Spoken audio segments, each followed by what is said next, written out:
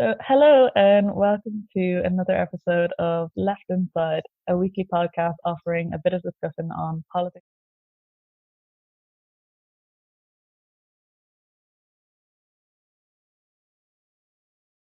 Um, okay.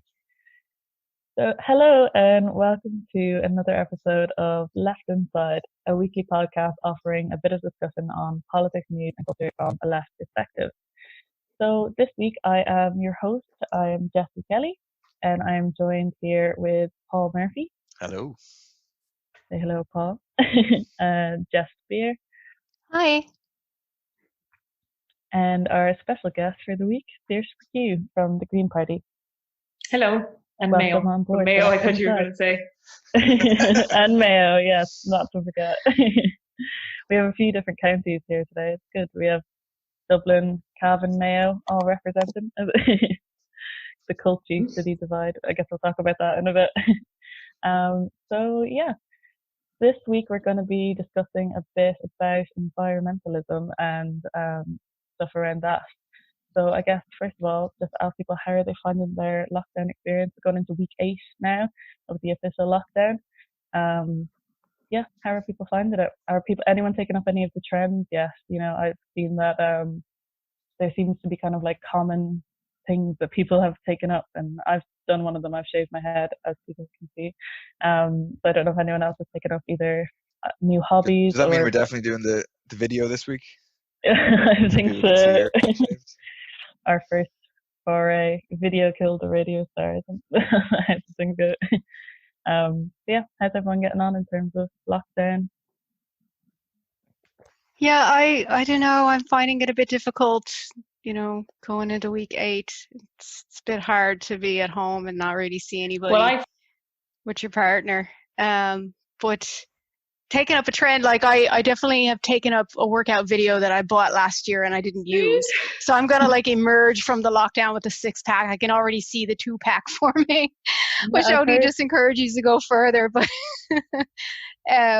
but then also a bit of gardening as well. But yeah, the workout video, I'm pretty gung-ho about. I do it nearly every day. That's cool. I feel very jealous of people who are able to exercise this time. I'm just like, do not move from my bed most days. You go. No, I was just going to say, I finally, after about 15 months, did my hand washing yesterday. But 8 weeks ago, and it's not, there were two things. It was a jumper and a dress. Sorry, I thought you meant you washed your hands. After all these ads telling us you have to wash your hands multiple times. After 18 months, you wash your hands. Sorry. No, I thought at the beginning of the lockdown, I was like, I'm going to get this done this week. It still took me 8 weeks. And I'm telling you, 2 items. And when I do it, I'm like, oh, that's really easy. I just can't hand wash clothes. And I bought these things without ever looking at, what kind of washing they needed. And I've maybe worn them. I wear them like 3 times a decade because I just can't hand wash them. But I finally did it yesterday. So I'm like, busy in lockdown now. I've done it for the week, for the month. I'm sticking things up. It does feel super purposeful whenever you like wring a shirt out or something that you're meant to hand wash. Oh. Yeah. I learned about like how to really dry clothes that you hand wash from my time in prison in Israel. We used to you'd spend a lot of time after the flotilla. We'd spend a lot of time washing our clothes and then wringing them dry. And what was his name? Trevor Hogan, the rugby player, was there. He was super strong and able to wring clothes really, really dry. And and then there was all these Republicans who were previously in prison, and so they knew the best way to you'd wrap them over the tap and then twist them and then keep twisting them, and by the time you've wrung them, they'd be dry. You wouldn't even need any sun. I learned that, and I learned how to sing Viva La Quinta Brigada. And my 2 life skills that I learned from prison in Israel. Well, it's very important life skills, I think. Yeah, unexpected though. I don't know what you would learn in prison, but yeah. It's are people finding it different then? So like I was saying, we have city people here and country people as well. I can imagine it's so much different isolating in city centre Dublin. For me, it's because I'm in Cavan, I could just kind of walk the dog when I need to. It's kind of there's a field out the back. If I need to get away from the family, I can run out there, and it kind of feels not as kind of close in. But then I've noticed also negatives as well, as in like you don't feel as connected to people or whatever, like when the clapping for the healthcare workers first came about, like me and my family. You were standing in your field. Literally, like not one of the person for miles, so you couldn't really hear any of that solidarity or anything like that. So yeah, I don't know, how are you guys finding city versus country isolation? I mean, we're not really in the city. Tala is kind of on the outskirts. Practically the countryside. Exactly, and you're far enough. And I haven't gone into the city centre at all because there was no essential journey to be made, and it's far enough so I could go there. So it kind of is like being in the countryside. I'm sure it's not. If I was actually there, I'd say it's vastly different. But yeah, and lots of nice places to walk around. So it's nice. We're very lucky to be right next to parks and things like that. We're not directly in the city center where it's, a concrete jungle and you don't really have anywhere to go, much nature to be in and around to see, which has been nice to go through parks during the lockdown because you've seen throughout spring the trees budding and then growing their leaves and, the wildflowers and the birds making their nests, and now they're feeding all their little baby birds and stuff. It's really lovely actually, because you can pay attention to that in a way that you might not have unless you were consciously doing it before and going on nature walks. Now it's just part of your daily walk, Mm-hmm. And what about you, Saoirse? Are you close to a town or are you far out like me? I am. I'm in a village, but it's all like holiday homes and stuff.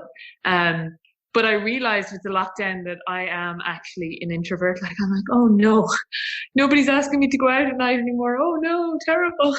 I'd love to be going to mad parties with all my young trendy friends. But the lockdown, like I love it. I love it, to be honest. I have to walk around now and find a charger for my phone because I wasn't expecting to use the phone. But I have to leave this mic, so keep talking. No worries.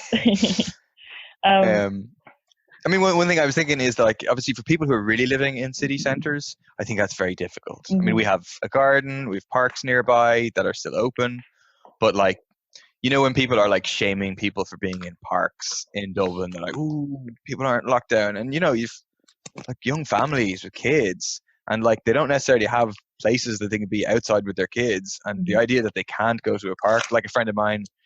This is like a couple of weeks ago, was going to the park every second day with her kid, and like they don't have a back garden. I don't know if they have a balcony or not. Like, so that's like really difficult, I think. And I think they should try to leave parks open with appropriate social distancing so that people have a space to be in for people's mental health and everything. Not to be able to be outside is like really devastating. Like, that happened in Spanish State.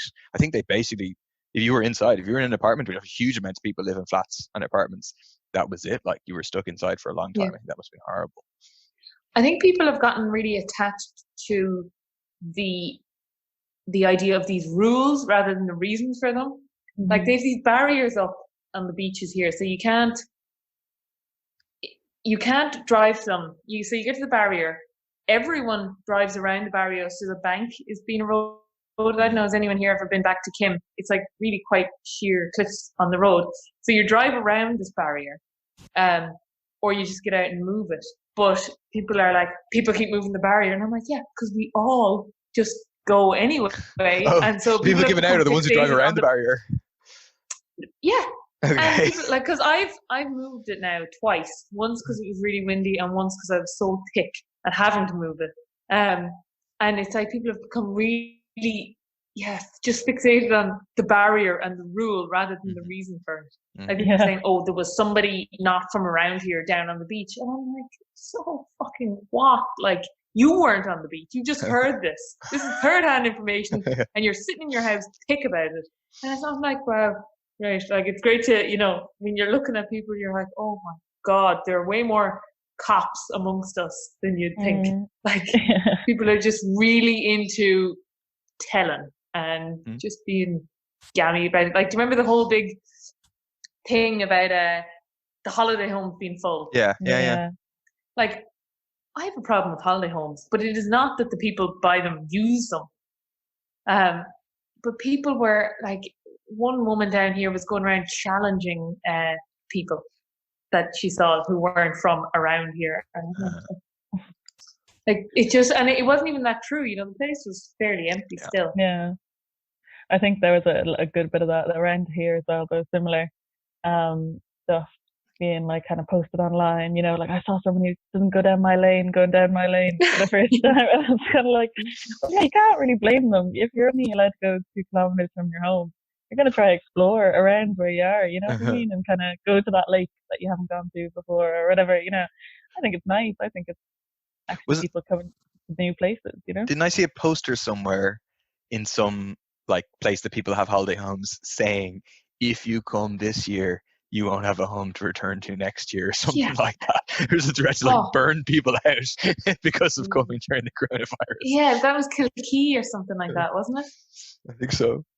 It's like the total opposite of America, where you've got rallies of people that are demanding the end of the lockdown, demanding to get their hair cut, and really pissed off that they have to wear a face mask if they're going into a store. It's the near opposite of it. And it's really striking because you see all these angry photos and angry groups of people with all these signs and stuff in capitals in different states, and like Trump coming out saying liberate Michigan and liberate Wisconsin and all of that.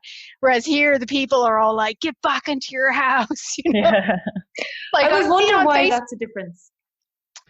I mean, I think it's a big difference is because Trump, from the very beginning, really sowed distrust in the fact that this was anything to be taken seriously, saying, most people die more from the flu, like it's kind of like the flu, it's not a big deal, and I think that allowed people to think it wasn't a big deal for long enough that whenever it did come out and be a big deal and he said it was a big deal, they were like, well, it's not that big of a deal, because you just said a week ago it wasn't.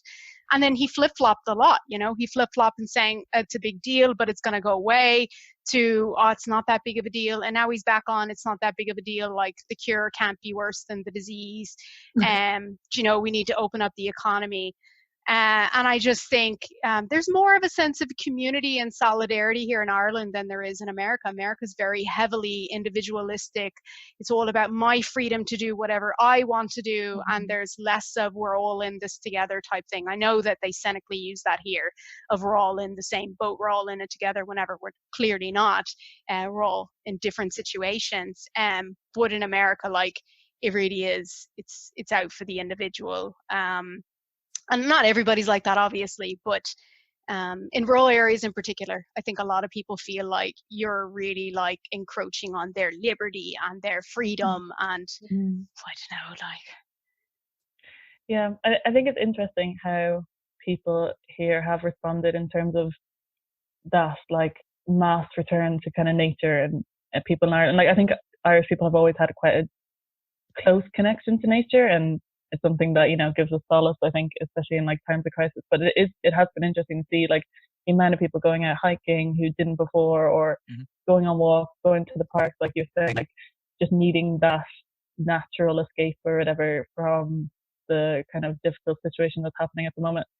And do you think that's have had any kind of influence on people's consciousness around environmentalism? Or do you think people are appreciating the green spaces we have more, and is that leading towards kind of thinking more long term down the road of environmentalism, or what do people think? I mean, I think it does.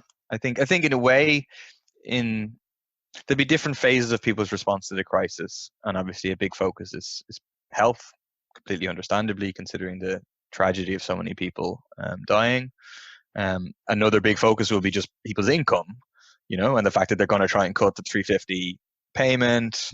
Huge numbers of people are unemployed. But I do think in the medium term, people will, it's a shock to people's relationship to nature, and the fact that such huge changes are taking place. All the things that capitalism said can't be done. You can't, it's not constitutional. You can't do a rent freeze. You can't ban evictions. It's not constitutional. Actually, huge changes can take place. It's also like expanding people's thoughts about like how society can be organized. And there was a meme on Facebook that I shared that was a good one, which is like, you've normal and like, loads of pollution, people like spend their days chained to desks, commuting, etc. Then there's COVID, which is actually people have time to spend with their kids, spend time in nature. The economy is like, or large parts of the economy are put into like semi shutdown. And then someone saying, oh, I can't wait till all this is over and we can go back to normal. And the other person says, well, what if we went forward instead? And then the forward is kind of Green New Deal with socialist policies. That's me putting words on a nice little picture. But the picture is like renewable energy, people still having time to spend with their kids. So like reimagining how society can be organized in a way that in a way, someone put into the chat now, madman explaining a meme on a podcast. You have to go to my personal Facebook page to be able to see this meme. But anyway, link in bio. Just try to increase your number of followers there.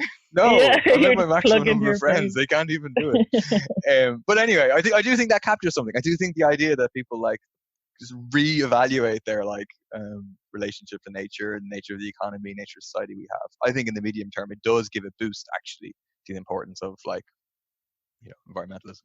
Mm-hmm. Does anyone else have any memes that they want to talk about? My brother said he's turned into our mother because he's up in Dublin, but thankfully he lives near the Phoenix Park. And I rang him there yesterday. I said, oh, what are you at? He goes, well, would you believe I'm just drafting an email to whoever does the maintenance in the Phoenix Park because somebody cut the grass and I think they were a bit severe. So he's like, this isn't very nice of you to do. Like the whole Phoenix Park thing is really interesting. I don't know. I know they're talking about reopening it, but there seems to be quite a big pushback. Yeah. Against allowing it to be reopened to cars. It's always been mad that there's been cars allowed in there anyway. Yeah. But like that, I don't know, will they ever, how can they go back to giving people €200 a week? Mm-hmm. Because a lot of people on the COVID payment probably won't have a job to go back to. Mm-hmm. And so they're just like, oh, now you have to have €150 less. And I think, like I've thought an awful lot about this in terms of going forward. I think last time with austerity, people were kind of caught on the hop a bit. And we were all kind of told, oh, it has to be this way. But I don't think people would accept that, for the second time in 10 years. When I finished college, done the dole for a few months before leaving. It was 2010, I think. I was getting €44 a week. Yeah. Because I was only 20 and lived at home, and I couldn't that couldn't cover my insurance and petrol of the car. Like I had nothing. I was like, geez, they're not going to go back they can't go back that way. I don't think. I don't think it'll happen at all. We were talking about it on podcast before about in the 2007 crash they kind of labelled it as we all partied, we all have to pay it back, and we said this time around it might be, oh well, we all were affected by coronavirus, so we all have to do the same. But like you said, I don't think people are going to accept that second time around. I think people have learned from previous. But they are already lining it up. Like Pat Leahy, especially, seems to be pushing it. It's like Pat Leahy, he must be the wrongest man ever all the time. Stephen Collins is more wrong. He's wronger. Oh, I don't know. Like Pat Leahy. Who's the wrongest person? No, Pat Leahy would be my submission to the wrongest person ever award. We should definitely tag Pat Leahy on this podcast.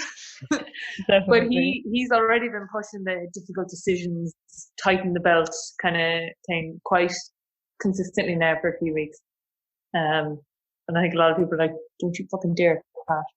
Like, But it's really it's amazing. Like it was so quick. So like they had this, oh, things are going to be different. It's not like before. We've learned the lessons. That went on for a few weeks, like enough time to try to entice the Greens and the Social Democrats and Labour into talks. And then they're like, oh, by the way, there's no money. That was all nonsense. Don't be talking about reimagining the economy or having public services or investing in housing because actually there's no money. Like it's so swift that they've gone from one to the other. Like, and it's like playing out before our eyes. Manufacturing consent, like it's going on, it's coming from the tops of the government, and then it spreads out. Like it's so blatant. Like, But they still have propaganda coming out in the newspaper about how, oh, we're going to have an economy based on well-being, right?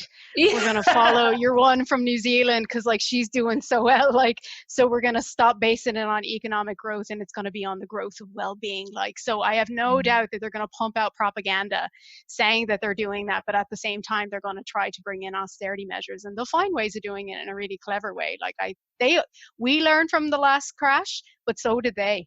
Like they would have also learned, actually, we shouldn't hit everybody all at once with a single tax because then everybody come out onto the streets and we're defeated. So I think they'll look to pick certain groups off and try to pit groups against each other, and we'll have to look out for that and try to build as much solidarity as possible. We were at the Debenhams workers picket earlier today, and, you know, they were telling us that a lot of people are really in support of them. A number of people were driving past and honking and all of that. But they said a number of people have come to say to them, you know, look, you've lost your job, move on, you know. And so the government, in trying to enforce their new round of austerity, will look to exploit that. And it'll be really important for all of us to kind of do what we can to build the solidarity that's necessary, because, you know, whatever happens to them is just, you know, a bellwether of what's going to happen to other retail sector workers and workers down the line. I do think that the nature of how the pandemic has been dealt with it, you know, like the drastic measures being taken, like we're talking about the government showing that they do have enough money to pay people a lot more on the payments than they did at the start, even like when it was $250 and then it went up to $350. And that was almost like, you know, they were like, oh, we couldn't possibly raise it. And then suddenly like, okay, yeah, we'll raise it another 100. Like they've made these like changes, and it's shown people that, you know, it's like been realized and it can't be unrealized now, you know.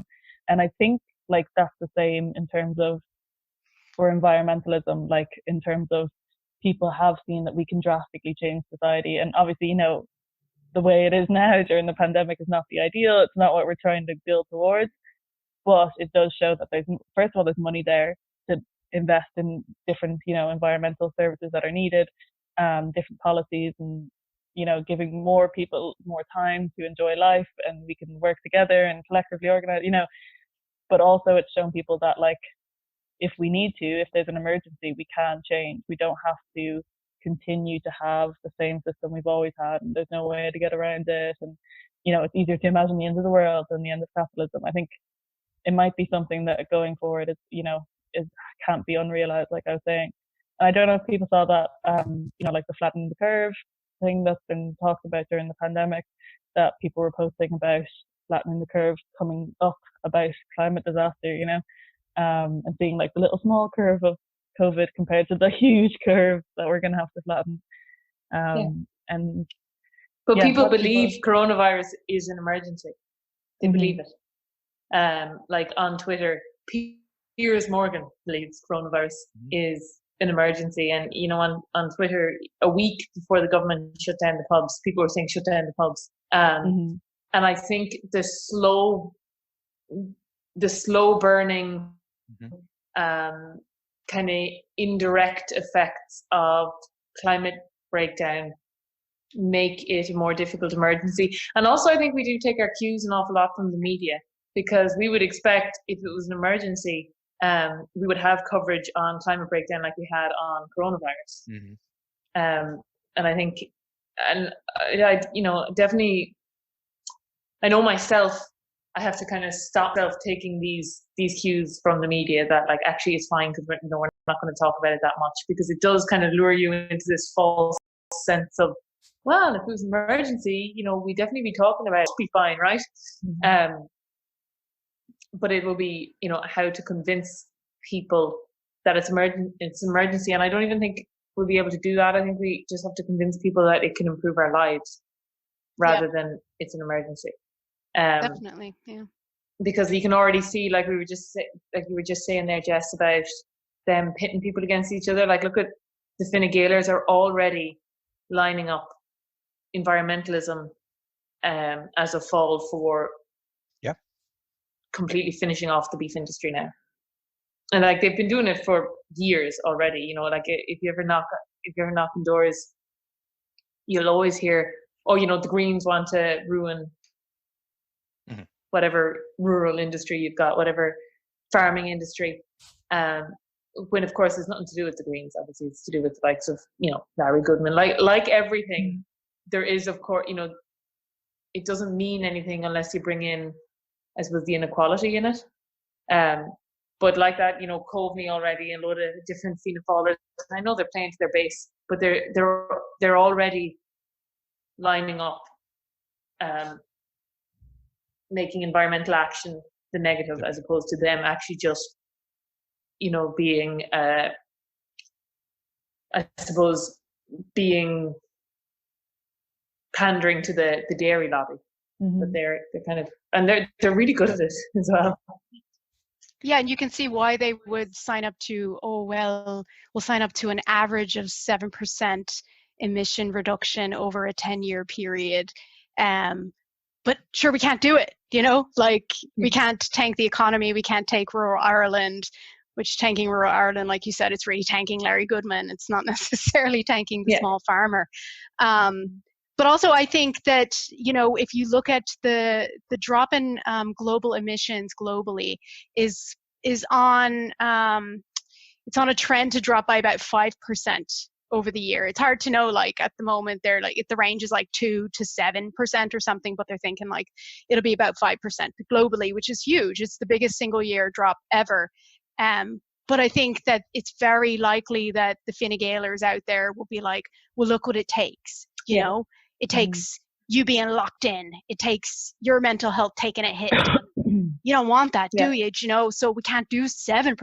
Jesus, 7% is so much more than 5%. So I think also they'll scaremonger in that way. And it'll be really important for us to say, actually, no, all the benefits of the lockdown in terms of family time, in terms of time with nature, and in terms of getting our roads back for bicyclists and pedestrians and all of that, those are to be made permanent and extended, and let's get rid of the Larry Goodmans and all the other big names, and let's take that over ourselves and run it for ourselves. And I think bringing that vision forward is incredibly important right now, and into the near-term future in terms of government formation and what program to rebuild after COVID, because it's coming.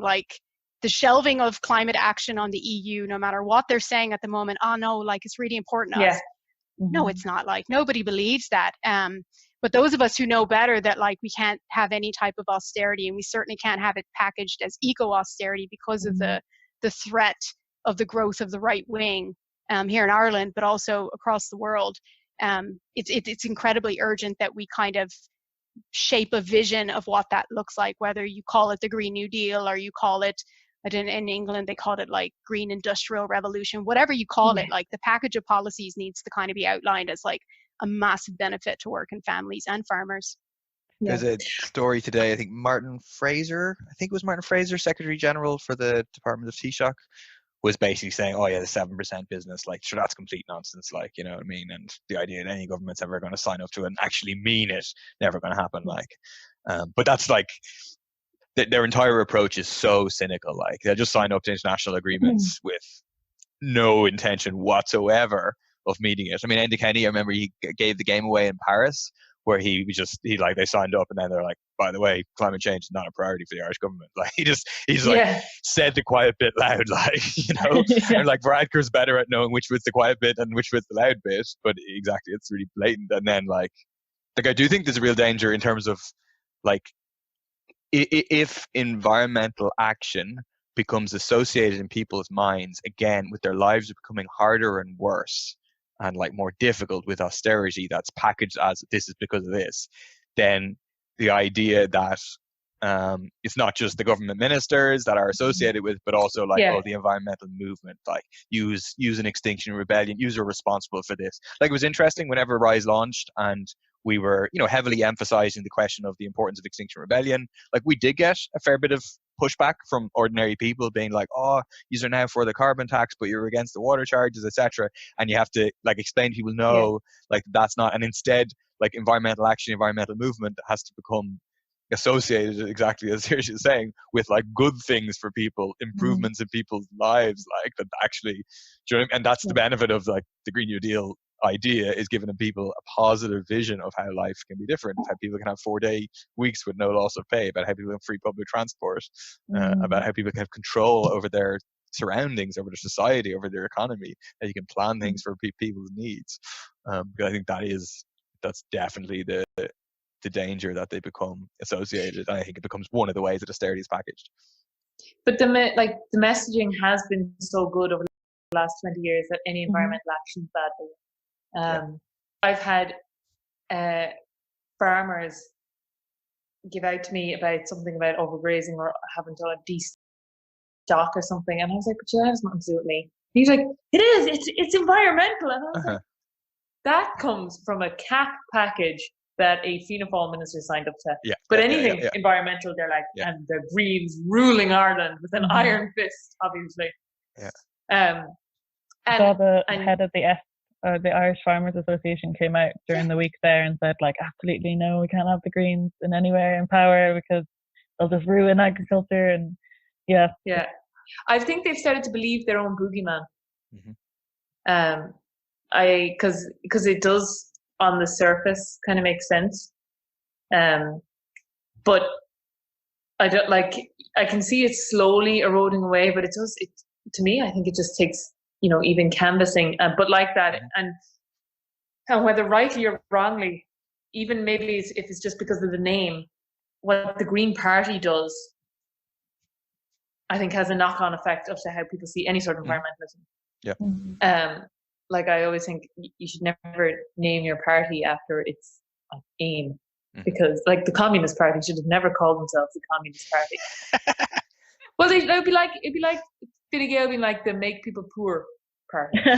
Like you just don't do that. You don't tell people the end goal in your party name. But and I think it would take a lot of messaging work on behalf of the Greens.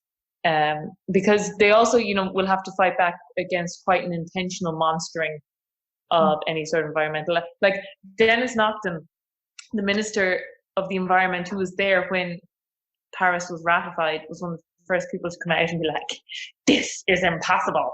Then why did you sign up for it? But I also think a factor is that, unfortunately, like the 2007 government, the Green Fianna Fáil government, that is associated with like the bank bailout, austerity, etc. Like Eamon Ryan signed up for all that stuff. I mean, it's remarkable now because you read that, like, I think he thinks that like that was good, like that was a good government. It was basically the right thing to be in. Maybe they made mistakes here or there, but like people's memory of that reasonably accurately is like, wow, that was a bad anti-worker, anti-small farmer, anti-ordinary people government, and it didn't do anything in terms of the environment. I mean, Rossport, like they plowed ahead with Rossport, despite the thing. So I think that's we're also like dealing with that legacy. Like it's funny what Saoirse says about the names, because when we were thinking about naming Rise, we did have some options which had green in the name, and then we were like, no, like because the Greens would probably go back into government, do lots of bad stuff, and we don't want to be associated with that, But like I think you can see, like if you look at it from the perspective of a rural small farmer, on the surface, policies for environmentalism do seem to kind of hurt their livelihood. Like if you look at it on the surface level, and you can understand, like Paul saying, like past events, distrust in the government that a lot of people have, a lot of workers have, you can understand where they're coming from. But I guess the idea of a Green New Deal would be to work not against people like this who depend on, non-sustainable industries for their livelihoods, but to work with them. And, this idea of a just transition to a society where we can all, benefit from the changes we make. And the people who at the moment have jobs, that affect the environment negatively would get a job where they would be able to work in an environmentally sustainable job. But I don't know if people have any more like detail on terms of like how a Green New Deal could kind of get that message across to people, rather than this kind of like you're saying, Saoirse, about like you're talking people on the doors and they just don't want to even hear about it because they just feel attacked almost immediately on the surface level of the politics, I mean, one thing is that like small farmers are in crisis right now. Do you know what I mean? Like ecological program to have sustainable agriculture or not, they're in crisis right now. The majority of small farmers have like really crap income. I think the average for like suckler farms is like €13,000 for the farm, and then it's slightly more for other farmers, but it's low. Like most small farmers have to do other jobs as well. So like there's a crisis right now, and actually like the environmental movement and the eco-socialist wing of the environmental movement should be putting forward how people can actually have like sustainable living standards by having real changes. And like some of those are like kind of obvious reforms as well, like in terms of distribution of cap. So like the big amount of cap money goes to the big farmers. Like the more land you get, the more you get. So there needs to be a maximum limit on cap. That was always the thing we fought for in the European Parliament. If you have a maximum limit on cap of like €50,000 a year or €100,000 a year, well then you distribute the money much better, but then also you have to link cap to actual greening measures that make a real difference, you know, in terms of a sustainable model of agriculture. But the irony is that like the IFA, say in terms of the European Parliament, the IFA would be in there with the rest of the European Farmers Association every time lobbying against any maximum. Of course. And that's the thing. I mean, the IFA pretends to be representing small farmers, but actually they're out there lobbying for the interest of big farmers against the interest of small farmers, which is why we also need like a small farmers association of some sort, like you have in other countries. You have like in other countries you have an IFA and you have a small farmers association, and they work together on the stuff they agree on, but then they also clash because there's actually like real difference of interest there. And there is like you have farmers, but you know, across Europe, what is it, 52% of all farmland is 3% of farmers. So already you've got, you know, a massive lobby ready to go. And, you know, the IFA get all their money from the beef and milk levies. So obviously they make the most money from the people with the most animals and people with the most milk. But I like, you know, you do have the INHFA, and I do think people are coming around because, you know, at a Hill Farmers meeting 2 years ago, a question was put up like, is climate change real?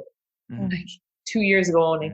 But now at them, you know, there's conversations being had that says like, I think the beef protests were good because that wasn't against any sort of environmental anything. And so now at meetings you do get people saying, well, wait a second, we can't, you know, we can never compete in terms of size. So maybe we can lean into environmentalism, and it's slow, but there's definitely a shift happening. And they are great at organizing themselves, and you'll never be at a meeting like a farmers meeting, like they're packed and everyone's there engaged. And like I was at one once, right? 8 o'clock in the evening it started. By midnight I was like, wow. And you're still getting questions from the floor, and then you have to leave, but everyone's still standing around. I'm like, some of these people live 2 hours away. They just surely they have to get up early in the morning too. Like, That's that passionate about it. It's interesting. There was an article that came out in the Irish Times by John Gibbons. We need not fear the green 7% red line on emission cuts. And I just note here, like 7% is not high enough. Like I think we all would agree that like you need upwards of 10% reduction every year, because Ireland is quite wealthy country. If we're going to hit zero, no heavy industry, really, that's the thing. Like, changes to be made. We should be able to get there quicker. Go on. No, I was just going to say, I've been surprised at some of the NGOs pushing at 7%. I'm like, lads, that's not your job. You're not running. You don't have to compromise with anyone ever. And I've had to mute a few prominent kind of environmentalists because I found myself getting so thick on Twitter. And be like, you know, don't come out, like we don't need to go into government to get a lousy 7%. That first of all, oh my God, the idea that Fianna Fáil and Fine Gael would deliver it anyway is so I saw one prominent environmentalist. I know what you mean. Put up a whole thread. Well, there's a few. You probably know who they all are. Put up a whole thread on basically how Fianna Fáil and Fine Gael have blocked any sort of climate action going back, whatever, 30 years. And the premise of the thread that they were getting at was, and this is why the Green Party needs to go in. And I was like, well, a clear takeaway from this thread is that Fianna Fáil and Fine Gael cannot be trusted at all. Like, is it that your brain gets kind of shaped by lobbying, and you start to see compromise. You get guilted into this idea of compromise, or I don't know what it is. I've been really annoyed by them. Yeah, I think people's visions are extremely narrowed, and even when we force them to expand it beyond the 3.5% that's in Fine Gael's climate action plan to 7%, and okay, we'll accept 7%, but anything beyond that's just crazy. What's in that article that I found really interesting actually is that the data from the Central Statistics Office found that Ireland spends more than $4 billion a year in what it calls environmentally damaging subsidies and taxes foregone. Of this, $2.5 billion go to fossil fuel subsidies, like peat burning, and the rest, $1.5 billion goes to environmentally damaging subsidies to the agricultural sector.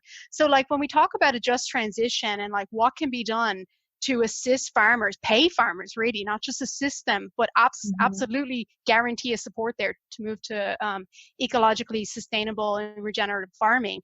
Like it's there, and it's funny that like people will see that, get that information, and still keep their horizons so low.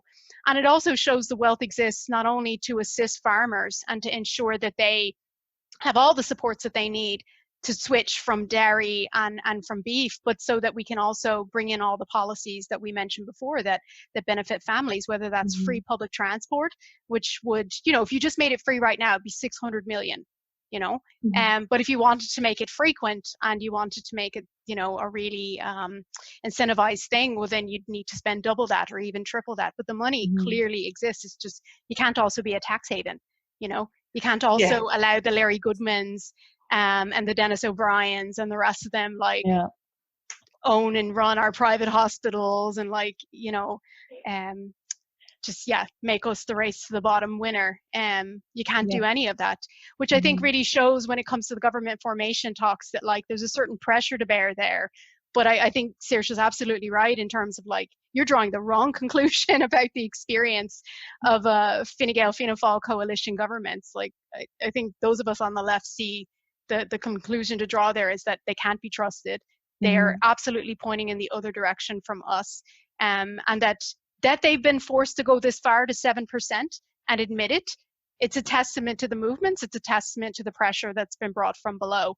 And I think therein lies where we have to build our power and our movements, both to bring out the vision and the message of a Green New Deal and all the policies related to rural Ireland and those living in cities, but then also beyond, I think that thing of being determines consciousness, and if your existence is lobbying, or your existence for the most part is being a TD and you're not connected to actual movements that are taking place outside, just your vision does get narrowed, and it becomes about moving small pieces about on a chessboard, as opposed to saying, no, we need to overturn the chessboard, the whole system is rigged, it's not possible to achieve justice within the framework of a government managing a capitalist system, accepting that you have to go into coalition with Fianna Fáil or Fine Gael.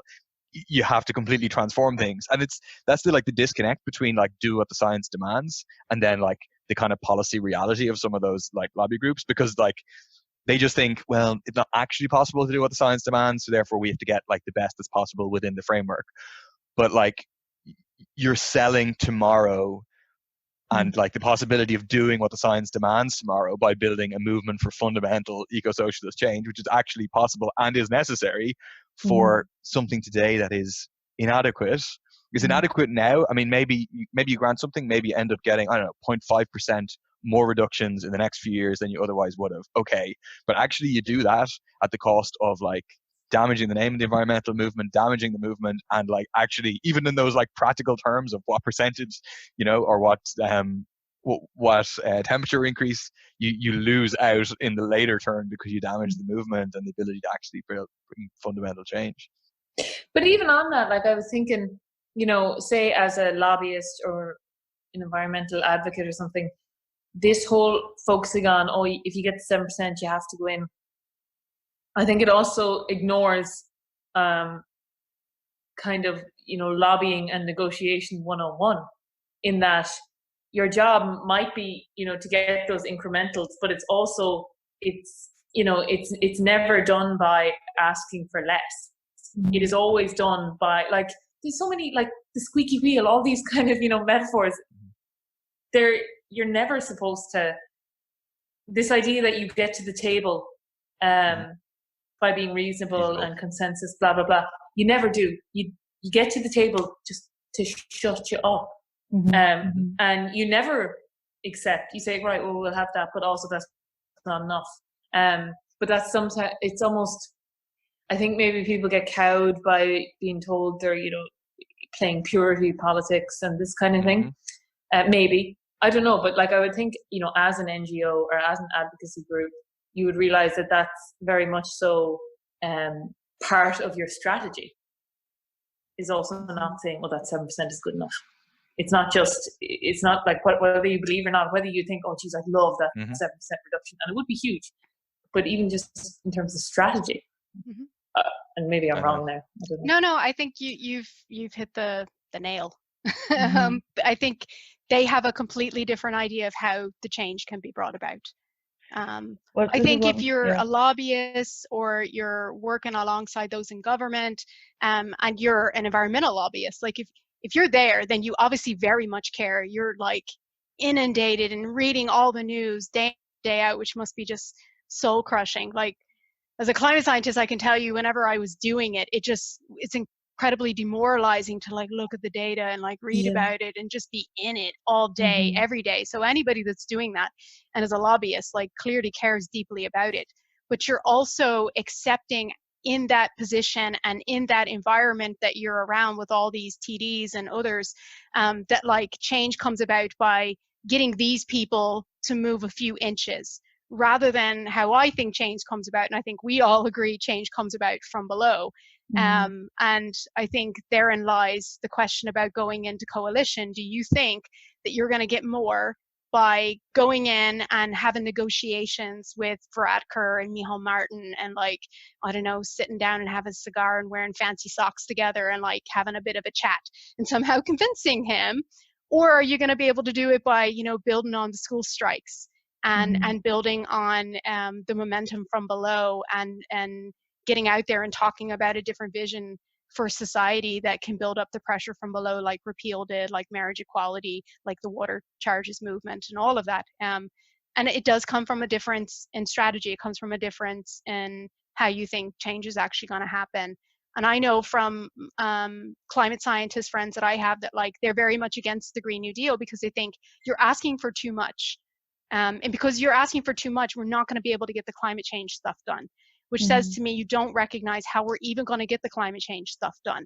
You can't get it done without building that massive movement from below. So how are we going to build that? It can't just be based on climate change policy for the reasons that Saoirse said before, like it's too in the distance, not there right in front of you, like your bills are, like your kids are. And I do think climate change lobbyists and those that work even in NGOs, as genuine as they absolutely are, they are kind of a bit blinded by the environment they're in and around. I think one thing I've come to realize as I've read more about environmentalism and looked more into it, it's something Naomi Klein said in her book On Fire, that environmentalism isn't an issue, it's a message. It's like climate change is a message about the system we have and the need for something totally different. The fact that what we've built up until now isn't working for the environment, and it's not like an issue to check off your list, as someone on the progressive left. If it's not something to, yes, we get housing done, then we'll get the environment done. You know what I mean? It's something much bigger and it's much more overarching. And so the idea of kind of like, oh yeah, so we'll go into coalition with the right wing party to push through this like couple of reforms, and it's obviously necessary to push through reforms along the way, but to deal with climate change in like the way we need to, it's totally rearranging society, it's totally rearranging the system. And I guess that's why it's like the idea that, Eamon Ryan would be pushing to go into government to push through 7% or whatever it is, just not even close to being enough, I guess. And like, that's why I know that you, Saoirse, are against this, and I know others in the Greens are seeing that it's just not a viable option, really, And like, well, what do you think about the likelihood of this going through? Or I know there's been a lot of kind of talk up and down amongst younger Greens in the party as well, who are kind of more radical like yourself and just think it's not possible. Or I don't think it will pass. Like, there was the 17 questions that the Greens sent in that people, even the Greens, were a bit kind of like, where did they come from? And the responses to them, Fianna Fáil and Fine Gael couldn't even, give anything that would even, kind of dampen fears. So, like, and probably because everyone in the party knows where I stand, maybe I'm not having a clear read on it, but it does feel like people are not gonna go, like, whatever about Fianna Fáil, I don't think they believe in much, but like Fine Gael hate the environment, they hate poor people, they hate, like 2 years ago, I was at a wedding with an advisor to a Fine Gael minister, and we were chatting about environmentalism, and I think he really believed it. He was like, but it costs. You have to make trade-offs. It costs. It has to cost.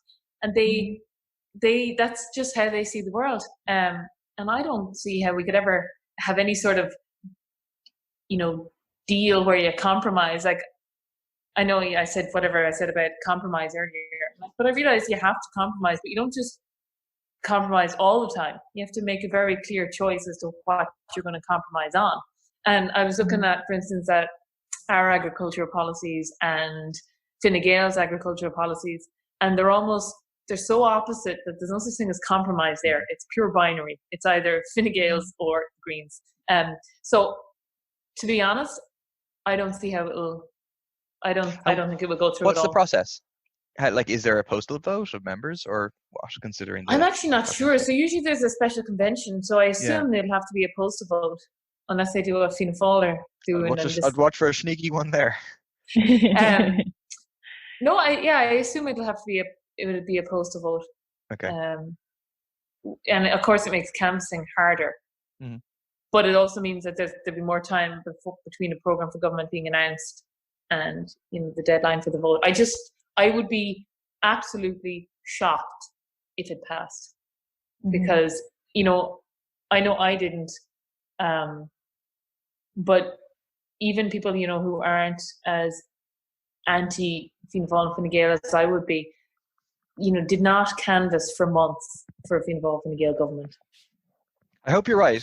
The only thing, because we debated this on our previous podcast, and Diarmuid was like, no, they won't. He's saying what you were saying. I was like, I bet you they go in. And I won't be quite as cynical with you on it.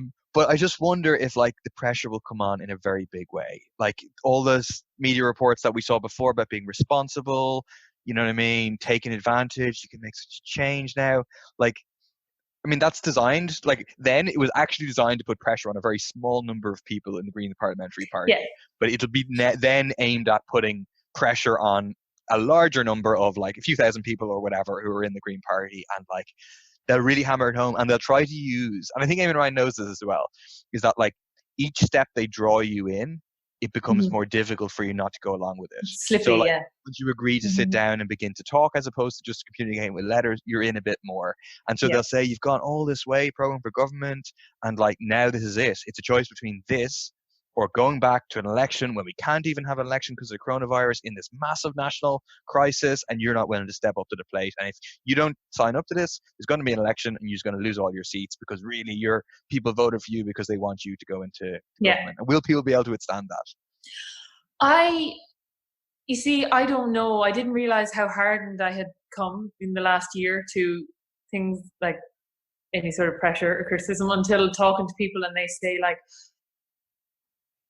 so I think there's quite a particular trait amongst Green Party members that we like to be reasonable, and someone calling us, unreasonable or irresponsible is we're oh, we are so responsible. And so I think that particular pressure point works really well with Green Party members. And you have to do something, and isn't something better than nothing. Where particularly I think the NGOs, who I'm surprised at, they're seriously you have to do something. Was it all just they're a pressure point now? Interestingly, they're put pressure on to join the government. They're quite, and they're quite well respected amongst a lot of Green Party members. And this, something's better than nothing, oh, you're only doing it to save your seats, blah, blah, blah. And so I think it will have an effect on Green Party members. But I do hope that, I suppose, the more logical side wins out. Because those arguments that, like, oh, you're only doing it to protect your seat, on the surface, you kind of instantly want to be like, no, okay, I'll go in. So, I'm not just a careerist. But in reality, it's like, well, why would you want to protect your seat, for instance? You want to protect your seat because if we've just agreed up to an average 7% reduction yearly over 10 years, they're going to wait it all to the last 5 years where there'll be no Green Party members and they won't actually do it at all.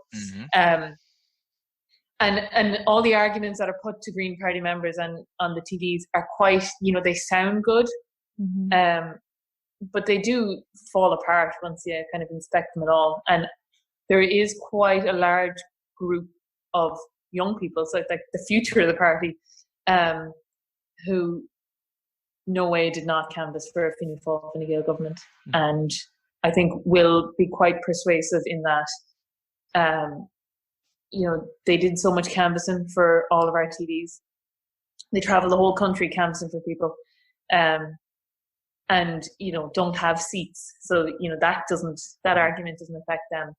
But I suppose it'll be interesting to see what tack they go with, like the whole time wasting route. I can already see that kind of being brought up, and it'd be great if people could just ignore that. But it will have an effect. I suppose just how big an effect it'll have will be the question. Because to be fair, I think Fianna Fáil will fold before the Greens do on this. I do not think they're going to win at all. And I don't think Fine Gael want to either. Like, looking at Simon Coveney, Simon Coveney, whatever he is not stupid, and he doesn't make gaffes in the media ever. And so I think he's already lining up to be like, oh, my grassroots don't want to go in with the Greens, blah, blah, blah. Let's have another election and get back our seats. Maybe I'm wrong, but that's the kind of way it is. I think it'd be great for the Greens if more people like, Sarah Carey or Alison O'Connor came out with their articles, because they're so absurd. I think people are like, wait a second, that's not true at all. Yeah. Like people like, the more tempered kind of, well, now Greens, you really should go in, are more convincing than the you must go in and put Fine Gael.